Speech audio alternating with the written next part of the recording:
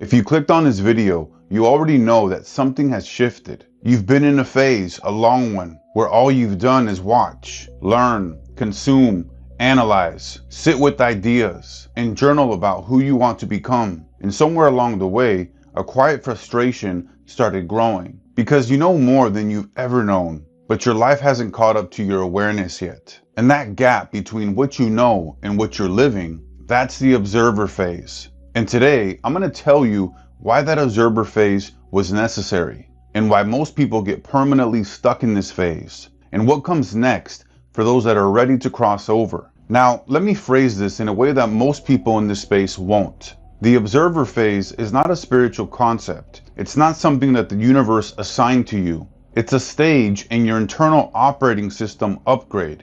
Think about it this way. When you upgrade your software on your phone, what typically happens? Well, your screen goes dark. It says installing updates. And for a while there, you can't use your phone. It looks like nothing's happening. But underneath the surface, the entire architecture is being rewritten. That's the observer phase. The old identity, the beliefs, the emotional patterns, the habits, the stories, it's all being uninstalled. And the new identity hasn't fully loaded yet. So you're in this in-between space. You can see the old patterns. You're aware of them, but you haven't yet built the new ones to replace them. You're conscious, but you're not yet creating. You're awake, but you're not yet moving. And so the observer phase is the old OS uninstalling and your new OS loading. This is essentially the observer phase.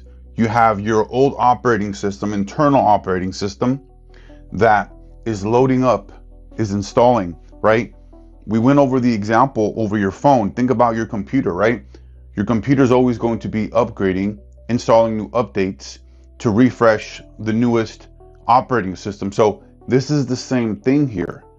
Your new identity, OS, is being loaded into your system. And here's what nobody tells you. This phase is not optional. You can't skip it. It's a required phase of identity evolution. The problem isn't the phase itself. The problem is when people get stuck in it. Now, before I show you what comes next, I need you to understand why you were here in the first place. Because if you don't respect what the observer phase did for you, then you'll end up repeating it. So the observer phase was necessary for these three reasons. So number one, awareness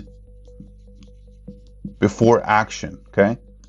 You need to know exactly what's going on and what's happening so that you can know what exactly you need to do to get your desired outcome. And then number two, pattern recognition.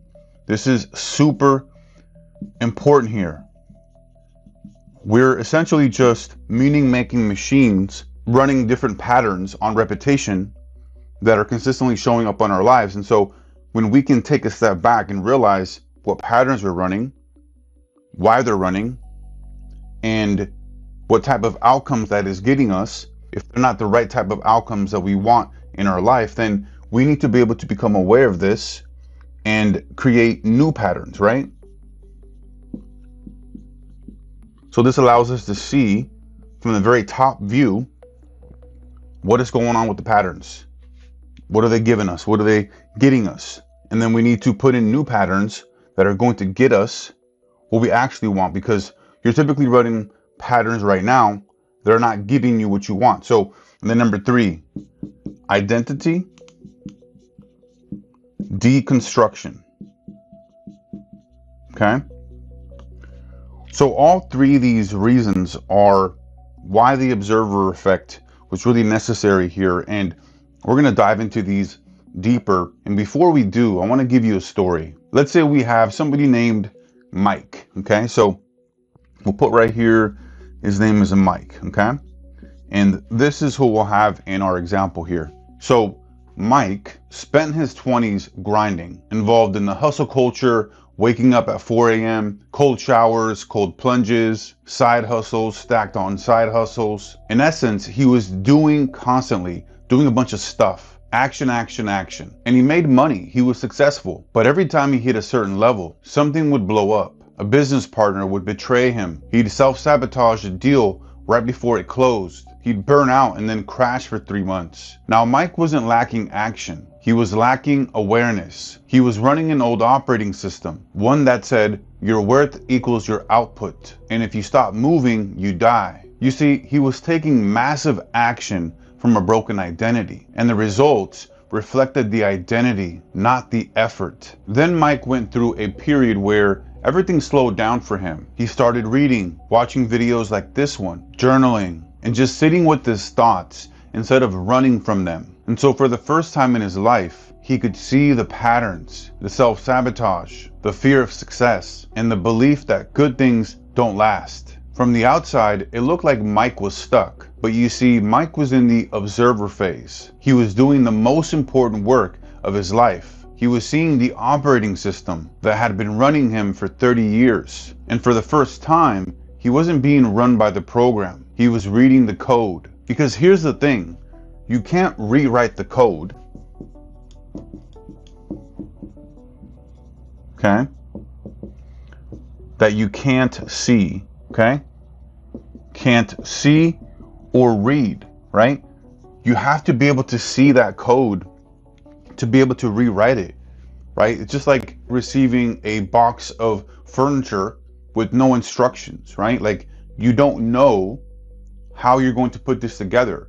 And if you don't have the instructions, if you can't read the code, the print, the manual, then you're going to have a really hard time and you're probably just going to quit, right? So this is the biggest thing here. You have to be able to read, understand the code that's currently being running through all those different patterns so that you can rewrite it. And that's what this observer phase does. It shows you the code, your beliefs, your emotional triggers, your identity scripts, the stories that are running in the background that you never chose but have been living inside your entire life. Without this phase, any action that you take is just a new identity wearing a new outfit. You would be Mike, grinding from a broken OS, wondering why the results keep crashing. And we talked about why the observer phase was necessary with these 3 different components here. And when we look at it with full clarity, we see that all of these 3 things here were actually gifts. So let's actually go like this. Okay, put this like this. And let's give this here gifts. Okay, these were actually gifts that the observer phase gave you. And we go to number 1 here, the awareness before action. This is so critical, so important here, because now you're able to see things that you didn't see before. You can catch a limiting belief mid-sentence, and you can feel an emotional trigger happening in real time instead of reacting to it hours later. And that awareness is the foundation that everything else is built upon. And then number 2, the pattern recognition. This is where you started to connect the dots. You're seeing how the narratives, the money stories, the I can't do this because I'm not good enough, and all of these different narratives that you have been telling yourself, these stories that have been going on, you're finally able to see that they were inherited patterns, codes from your parents, right? From the belief systems of your parents that they had from their parents. And so you're able to see all of these different loops running from the outside perspective, right? Instead of being inside the loops, you're now outside of them, okay? On the outside, looking at how they're running and observing and seeing the patterns like, wow, this makes sense now. I see this. Now I see why I have been doing X, Y, and Z, or why I had certain beliefs or certain thoughts or certain narratives and stories that I kept telling myself. And through all of this, because you're able to see the patterns, you could now break the loop. And then number 3, the identity deconstruction. This is where the old you has been taken apart, not destroyed, deconstructed, examined, held up to the light, and the pieces that don't serve you anymore have been identified. That's not stagnation, that's surgery. Okay, so now let's go over why most people stay stuck in the observer phase. So I'm going to go ahead and erase the board here. And we'll talk about why most people, unfortunately, go through this phase and stay there, and they don't even realize it. Okay?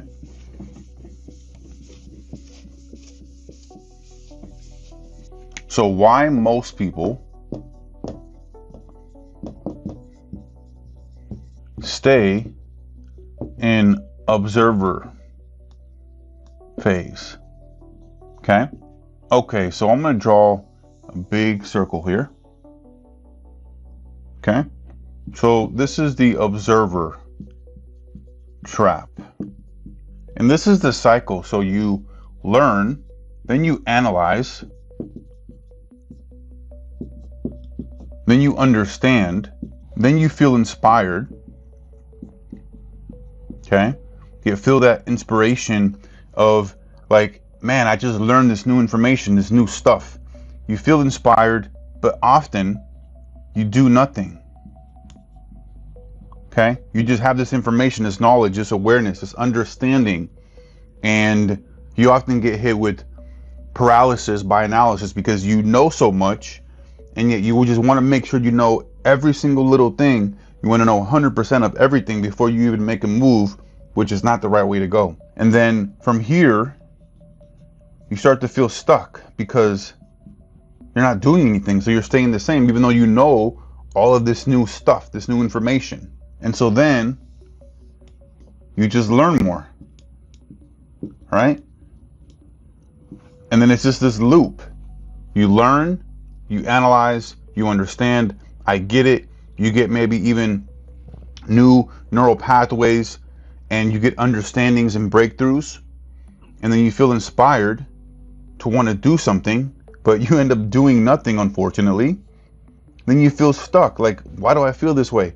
Well, because you haven't physically executed in the real world, right? So you're continuing to learn more. Maybe I need to learn new stuff or different things or a different way to do this or this and that. And then it just continues all over. It's a trap.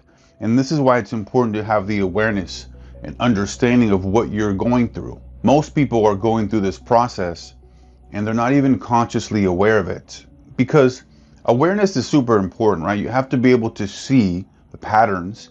You got to be able to walk into a dark room and turn on the light to see what's going on. But what ends up happening is you read a new book on mindset and you feel like you have did something, like I learned this new thing. And then you watch a video about identity shifting or identity evolution, and you feel like you're evolving, and you journal about your limiting beliefs and you feel like you are doing something about them. But feeling aware is not the same as being transformed, because knowing the code isn't the same as rewriting the code. And here's where it gets dangerous. The more you learn, the more sophisticated your inaction becomes. Instead of just being stuck, now you're processing. And instead of procrastinating, you're integrating. And instead of avoiding risk, you're waiting for alignment. And so the observer phase has become a safe and secure and warm and cozy identity in itself. I want to give you another scenario because I see this constantly. There's a woman, let's call her Maya. So Maya has had a spiritual awakening 3 years ago. It was real, it was powerful, it was amazing. She was able to see right through the illusion that she had been living in. She started meditating, reading different books from Neville Goddard, the Law of Attraction, all various different types of spirituality, metaphysical books. She started to study the subconscious mind and learning all about the different universal laws. And so 3 years later, Maya has read 47 books, all on manifestation, law of attraction, metaphysics, all of it. She can easily explain the observer effect, the reticular activating system, the subconscious reprogramming process. All of those different things she could easily explain and even teach a class on it. But then we look at her life and her actual real life experience. It looks exactly the same as it did almost 3 years ago. Same apartment, same job that she doesn't really like or love, same relationships that often drain her, and same amount in her bank account. You see, Maya isn't lacking knowledge. She's been in the observer phase for so long that observing has actually become her identity. She's no longer someone in transition. She's someone who's made a permanent home in the in-between. And here's the painful part. Maya uses her awareness as a shield against her action. When somebody suggests that she take a risk, she says, I'm not aligned yet. And when an opportunity appears, she says, I need to sit with this. And when she feels the pull to create something, she says, I'm still integrating. And you see, all of that sounds spiritual. All of it makes sense, right? In terms of what she's doing. But the thing is, none of it is moving her forward. She's using the language of growth to stay exactly where she is. That's the observer trap. And so awareness without integration, okay? Without integration is just sophisticated stagnation, right? It's almost like she's just making up reasons as to why she is not taking action, because she feels comfortable and very warm and cozy in the observer phase, right? Where she's just kind of seeing things happen and not necessarily making things happen. And I'm going to be honest with you, I'm not going to judge Maya. Like, shouldn't be judging anybody in the first place. But a big part of this is that I understand Maya because I have been there.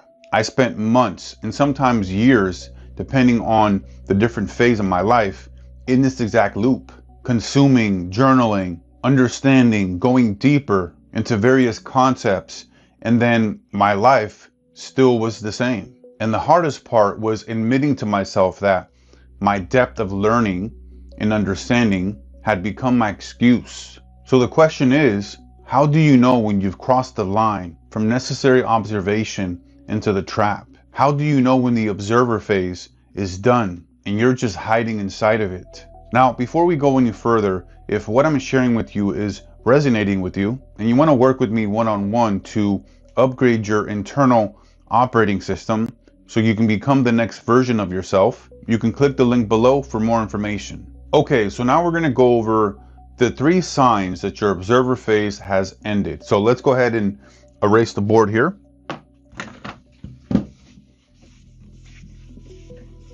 And we're going to break down the 3 different signs that tell you, give you an understanding and indication that your observer phase is done and over with.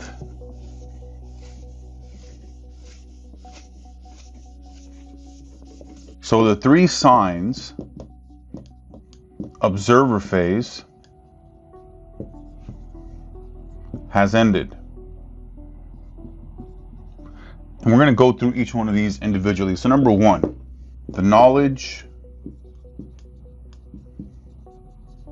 stopped hitting the same. Okay? So in this first sign here, this is where you are continuing to gather information, you are learning, you're expanding your knowledge base, but a lot of this new stuff isn't really hitting the same, right? Like the breakthroughs that you used to get that used to blow your mind, like they're not really the same. It's all just kind of feeling like review for you. Like I've been here, done that kind of deal. And so you watch a video on like limiting beliefs and you're like, yeah, I already know that. You read a chapter in a book about emotional reprogramming and you don't get that same spark that you used to get when you're like, wow, this is amazing. I never knew this. That lightning bolt spark is gone. All the podcasts, all the books, all the videos that you're watching, they're all saying things that you've already internalized and that you already know and understand. It's not because you're this grandiose person that knows everything or that you are arrogant about it. You're just understanding of it. You acknowledge it. You are aware of it. And so that's completion of your observer phase. Think about it like school. Learning to read and write was like mind-blowing. Every new word was like a revelation. You're like, wow, I didn't realize that I can put words together and that 2 + 2 was 4, or like 3 × 3 is 9, and 3 + 3 is 6. All these little simple things, right, that would be groundbreaking and amazing things for you when you were in that first grade has all gone away. Because by like middle school, junior high, high school, reading was just something that you did normally, actively, right? without even thinking about it twice. If the learning phase has started feeling flat, it's because you observed what you've already needed. Your OS already has the data. What it needs now is execution, not more input. And here's the test. When you hear a concept that you've already heard before, do you feel inspired or do you feel restless? Because inspiration means that you're still in that learning phase. And restlessness means that you're ready to move on. Your system is telling you that you already have enough information. And the second shift is the frustration. So your frustration, okay, has changed. And what does this mean? Well, in the early observer phase that you went through, the frustration was more so confusion because you didn't understand why your life was the way that it was. You didn't understand your own patterns, and your frustration was more of victim mentality, like, why is this happening to me? If the observer phase is ending, the frustration has changed. It's no longer confusion, it's impatience. It's no longer why, it's when. You're not lost anymore, you're clear. You can see exactly where you want to go. And the frustration isn't that you didn't know the path, it's that you haven't started walking it yet. And the impatience isn't a flaw, it's a signal. It's your new identity pushing against the wall, against your old life. It's your upgraded OS trying to run programs that your current reality doesn't support yet. The confusion was the observer phase doing its job, and the impatience that you feel is the observer phase saying, you're done. Now is the time to move. And so confusion equals still observing, okay? While impatience equals ready to move, okay? So let's go to number 3. You started seeing yourself from third person perspective. Okay? And this sign here is very subtle, but it's the most powerful one here because it allows you to essentially step outside of yourself, observe yourself in terms of see the patterns, right? See what's going on, see what's happening. You're seeing your old self. You're seeing all of those old patterns, the old reactions, the old stories, and see them as if they belong to someone else, because they do. They're no longer yours. It's almost like watching a character in a movie. You have someone that says something to you that used to trigger you, and instead of reacting, you immediately notice the trigger. You watch it happen inside of you, almost like you're observing and watching like a scientist who's doing an experiment, right? Like you're in a lab and you're seeing it in real time. And you think to yourself, that's interesting. That used to affect me, but now it doesn't. Not anymore. Then you have your old money story that pops up and says, I can't afford that. And instead of feeling it in your chest, you hear it, but it's almost like it's a recording playing in another room. You recognize it, you see it, but you realize it's not you anymore. You see, the detachment is the most important sign that the observer phase has ended, because it means that you're no longer fused with the old identity. You've separated from it. You can see it, and anything that you can see, you can change. When you were the old identity, you couldn't change it because you didn't know that it was even running, and now you see it clearly, and that seeing has created space between who you were and who you're becoming. If you're experiencing these 3 signs, the diminishing returns on learning, frustration that has become impatience, and detachment from your old self, your observer phase is done. Your system has what it needs. The data has been collected. The old OS has been seen. Okay, so now what I want to walk through is the ACT framework. This is what comes next. This is a framework that I've developed that helps you move to that next stage where you're going to be taking action. So let's go ahead and erase the board and walk through the ACT framework. Okay?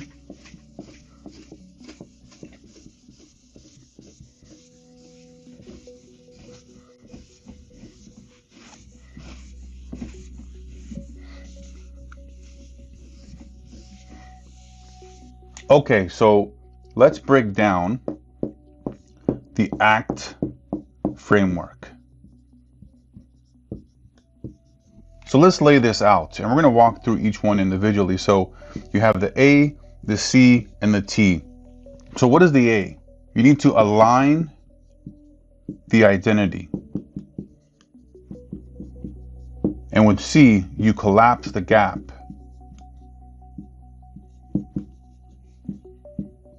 And then T, you test in reality. So this is the integrator phase, okay? For the A on the ACT framework. And the integrator phase is really important because what you do here is you take everything that you have observed and use it to deliberately design who you want to become. In the observer phase, you deconstructed your old identity. And in the integrator phase, you reconstruct the new one. And here's the key. You don't reconstruct it by thinking about it more. What you're doing here is you are constructing it by declaring it. This is where you have identity statements such as, we'll go down here, I am X, okay? ... I am someone who ... The version of me that has what I want is X, right? Or ... right? So you are affirming, you're declaring with statements that you are someone who does X, who does Y, who is A, B, or C, or X, whatever that may be, right? You're declaring it. Super important here. And this is not an affirmation in the traditional sense. This is architectural declaration. You're not just repeating words hoping that they'll come true. You're defining the specifications of your new operating system. Let me show you the difference. Let's go a little bit deeper here. So go up here, we'll draw a little line there, we'll have both sides, okay? We'll go old way, new way, okay? I am wealthy, okay? And then the new way is I am someone who creates value and receives abundance. Notice the difference here in terms of the specificity, okay? That's really, really important here. And here's another example. I am confident, okay? This is the old way. And then the new way is I no longer negotiate with the voice that tells me I'm not enough, okay? So the importance here is getting super clear, super specific. Instead of having like general affirmation statements, you get super clear, super specific, and it makes a world of difference.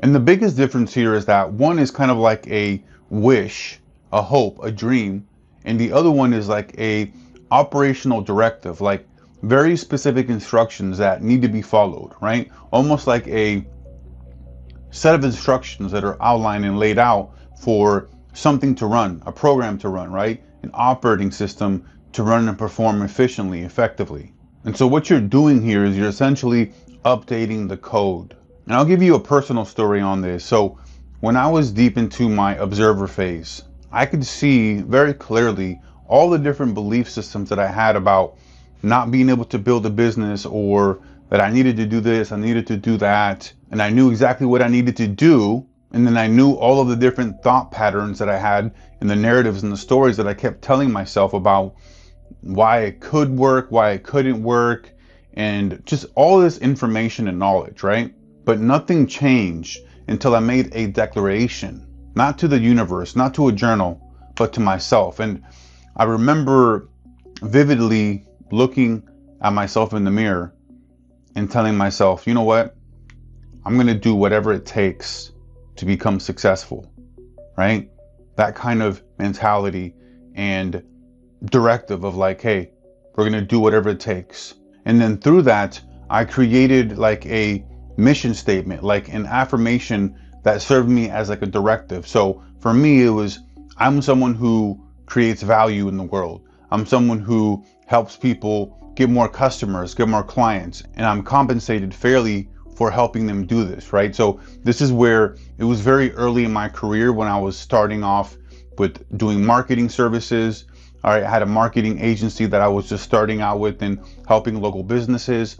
And so I changed my perspective and created a directive, and I wasn't even really aware of what I was doing, but I did it anyways, right? I told myself that I'm someone who provides value, who helps businesses get more customers, get more leads, and then I'm compensated fairly for my services. And so that made a world of difference for me, right? I had the directive completely changed for me, where instead of telling myself these old stories, I created a mission statement, a directive for me that allowed me to step into that and change how I started to see things. Okay, so now let's go into C, which is collapse the gap. And right now there's a gap between who you declared yourself to be and what your life currently reflects. Your identity says, I'm an entrepreneur, but your bank account says you work for somebody else. Your identity says that I'm confident, I'm grounded,